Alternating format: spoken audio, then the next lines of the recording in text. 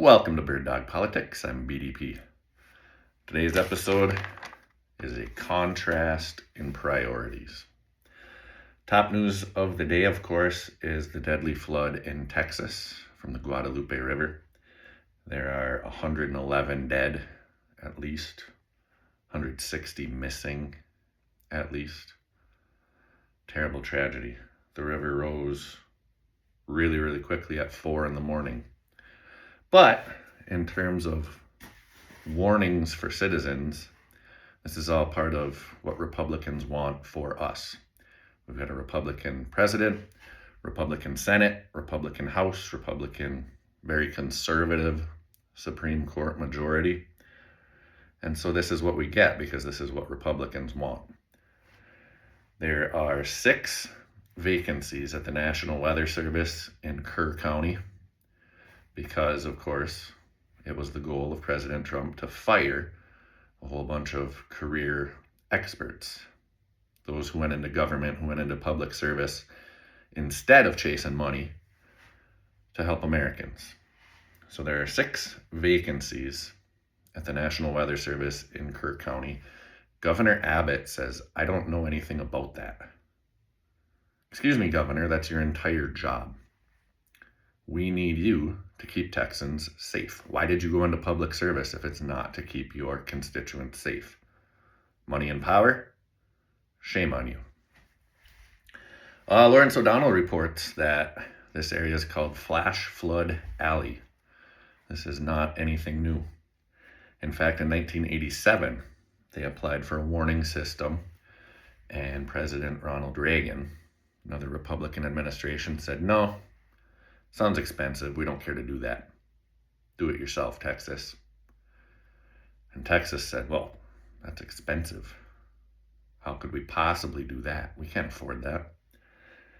And so, for almost 40 years, the government has neglected to protect citizens there because it sounded too expensive. What do you do when your family's out of money? Go on extra shopping trips? Extra weekend in Vegas? Packers, Lions? My family, when we're low on cash, the choices are less spending or more money. Side hustles are all the rage, Forbes magazine tells us. It's not a side hustle and it's not a rage. It is the fact that a single job is not enough to afford a family anymore. We need living wages. That's what happens when the family checkbook is low on funds. When the government's low on funds and they need to support their citizens, how can the government raise funds? The government gets funds from taxpayers. So if we need things to keep Americans safe, to keep Americans healthy, we need to pay for it using tax dollars. But the big beautiful bill just cut trillions in tax revenue for the ultra rich. The poor got screwed. The poor will lose $800, $900 a year. The rest of us will basically break even, not lose, not gain. But the rich come out great. And even better, President Trump has repealed the estate tax. So if you die and you're worth over $14 million, not me, not grandpa, not grandma, 14 million. I don't know that I've ever met anyone with $14 million. But if I had, they can leave that to their heirs, those hardworking Nepo babies. Did they get a job? Did they jump in the family business just because they could? Well, they're about to inherit 14 million or more tax-free. Sounds very important for the American people. Me, never change anything. But these sort of tax policies have transferred $50 trillion from the bottom to the top. It is so much better to be rich now than it was when Grandpa was alive, back before Reagan made stock buybacks legal, back before he slashed the top tax rate from 70-something to 28. We used to fund things. We funded the highways, preschool, schools and universities. We built a working middle class. Those in the working class could elevate themselves to the middle class. Then Reagan slashed the top tax rate, made stock buybacks legal when they had been considered illegal market manipulation. So then at the end of the year, the board had to decide: Christmas bonuses, pay our taxes, or do a big fat stock buyback. Guess what they chose? If that was illegal, maybe they'd have to pay us again. There are 86 FEMA employees in Texas working. 86. Because we laid off a bunch of them. And per Russell Vought, we made the rest miserable. We want them to hate coming to work every day, being public servants working to advance America and take care of its citizens. Russell Vought, Director of Office Management and Budget, says we want to make federal employees miserable. And so he helped right into Project 2025, that President Trump will fire career public servants, like those at the National Weather Service, like those at FEMA. Tim Walz really undersold it. He said, "Can you believe they published that playbook?" Well, Governor Walz, not only did they publish the playbook, it was 1,000 pages worth of publishing.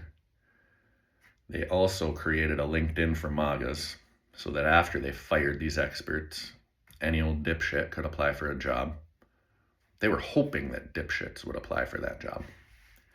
And then, after the LinkedIn MAGA site, they posted training indoctrination videos to share President Trump's vision for America. Climate change is a hoax. Rivers don't flash flood. I heard this long ago. This isn't new to me, but the question is not, did global warming cause this? That's not the question. I know a lot of people want that to be the question so that they can say, no, global warming didn't cause this specific incident. The correct question is, in light of the fact that global warming exists, how often should we get used to this? It says here that last year, 27 times we should have gotten used to this. Meaning 27 times there was a natural disaster that caused at least $1 billion in damage. $27 billion fixing floods, hurricanes, fires, tornadoes, blizzards. 27 times $1 billion emergency occurred. And the federal government just gave away all of its revenue to multimillionaires and billionaires.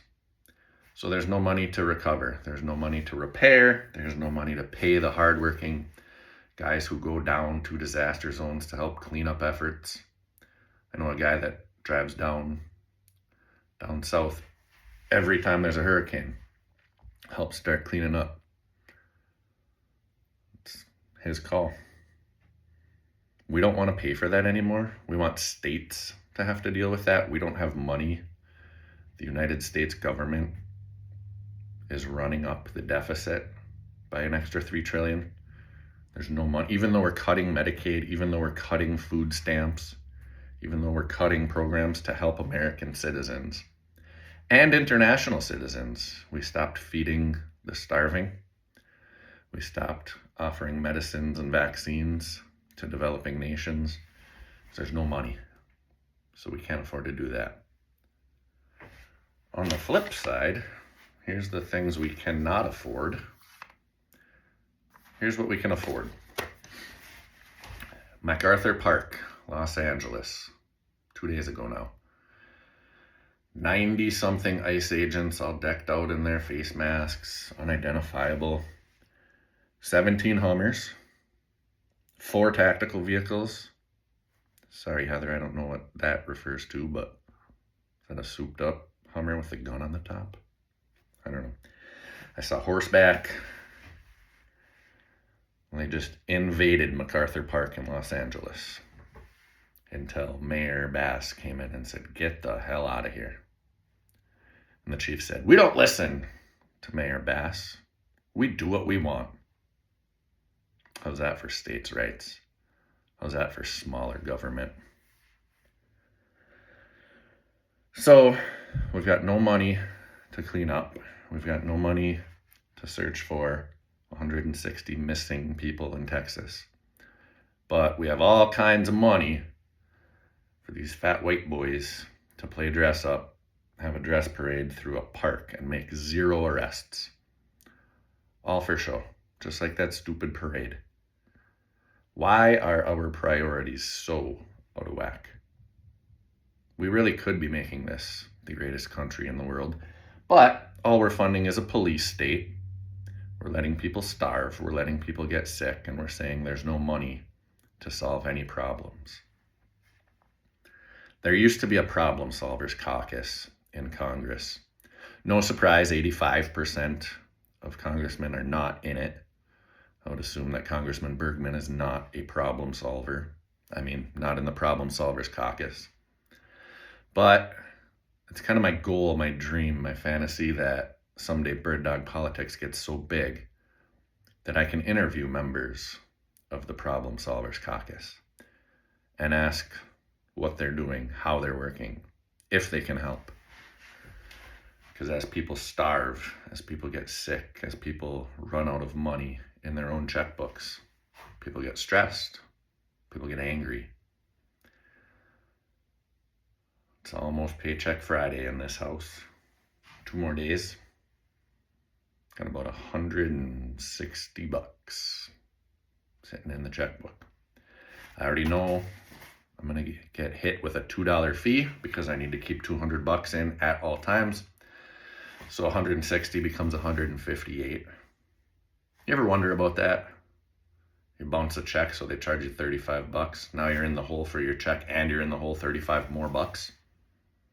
How in the hell is that supposed to make it easier to get myself back on my feet? Penalties on credit cards on top of that extremely high interest rate. The banks have so much money to give to politicians, to put into TV ads, to try to get us to believe things that aren't true because we pay interest and late fees. And they just rack shit up. In the concert crowd, we know how bad Ticketmaster sucks. Ticketmaster screws us over time and time and time again. This fee, that fee.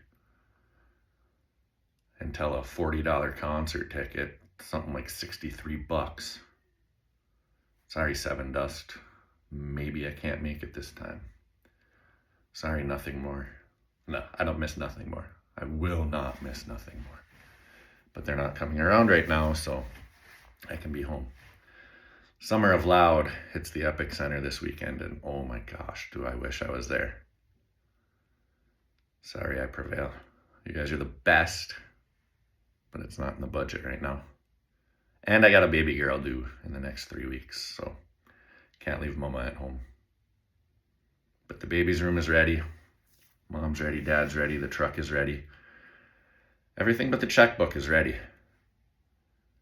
That's a choice that Republicans made this year to make things more expensive, to yank us around with these taco tariffs. Will he or won't he? Business says it's so unpredictable, they just got to jack up prices just to be sure that they're safe. Walmart gets more and more and more expensive every month. Oh, I accidentally bought my son a bicycle so that I could ride his bike this year. He's on it every single day, multiple times a day. The kid loves biking around the neighborhood. And his old bike was probably for a 6-year-old. He's almost 11. Had to buy him a new bike. That really wrecked the budget. Holy shit. Bought the cheapy Walmart bike, $200, whatever it was. And now I'm sitting here sweating until Paycheck Friday, hoping. Can't take my wife out to dinner. Sorry, buddy who owns the barbecue restaurant. Sorry, Mexican place. On the good side, my truck is almost paid off. $1,400. So my wife says, pay it off this month. We'll just be done with it. I can send the title, clean title. Drive it till the wheels fall off. Save money for new tires this winter. I can't have bald tires in the Northwoods when the blizzards are coming. I have a 110-mile round trip. Shit, I hope the National Weather Service keeps its employees this winter. Marquette, I need you. You cannot be wrong about the blizzards, the timing, the inches, the travel. I'm counting on you. Republicans may not want to fund, but this is America. We need the help. And we pay our taxes for the help. This is Bird Dog Politics. I'm BDP. Like, share, subscribe, all that good stuff. Let's make this thing big.